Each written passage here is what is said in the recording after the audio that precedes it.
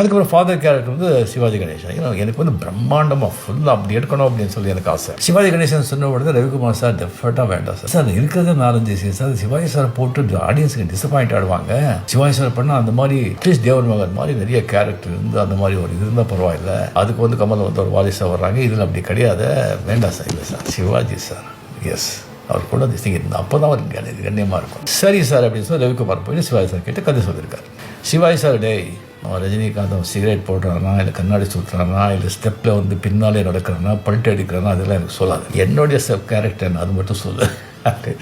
இவர் அதை மட்டும் சொல்லியிருக்காரு. சொல்லிவிட்டு சரி இது ஓகே அவன் அந்த பணம் தான் நான் பர்ச்சேஸ் பண்ணுறான், சரி ஓகே பண்ணுறேன் அப்படின்னு சரி வந்தார் சார். ஒத்துக்கிட்டார். ஐ ரொம்ப ஹாப்பி. Super sir. ஃபேஸ் ஒரு மாதிரியா இருக்குது.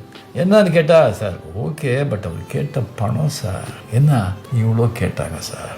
5-6 டேஸ்க்கு என்ன சார் எனக்கு நான் இருக்கு அப்படியே என்ன. அப்போ ரவி சார் வந்து ஆக்சுவலி ப்ரொடியூசர்ஸ் டைரக்டர். அந்த மாதிரி ஒரு ப்ரொடியூசர்ஸ் டைரக்டர் முத்துராமனுக்கு அப்புறம் அவர் தான் நான் பார்த்தேன். இந்த மாதிரி எதுக்கு சார் இவ்வளோ சார் நாம் வந்து முதல்ல இது யோசிச்சிருக்கோம். அவர்கிட்டே போய் கதையெல்லாம் சொல்லி இது பண்ண பிறகு சம்பளத்துக்காக அவர் இது பண்ணுவோம் சார். நம்மளை விட கேவலமாக யார் இருக்கும் அப்படி சொல்லி நெக்ஸ்ட் டேயே வந்துட்டு அவர் பிரபு ஃபோன் பண்ணி சார் இருக்காரு அப்படின்னு சொல்லி இருக்காரு. நான் ஒரு 9 மணிக்கு நான் வர்றேன்னு சொல்லிட்டு ஃபுல் அமௌண்ட் ஒரே கட்டாக கொண்டு போய் அவர்கிட்ட வந்து அவர் கால்கடியில் வச்சு ரொம்ப சந்தோஷம் நீங்கள் படம் பண்ணுறது அப்படின்னு சொல்லிட்டு நாம் வந்து அவரை வந்து நம்ம புக் பண்ணோம்.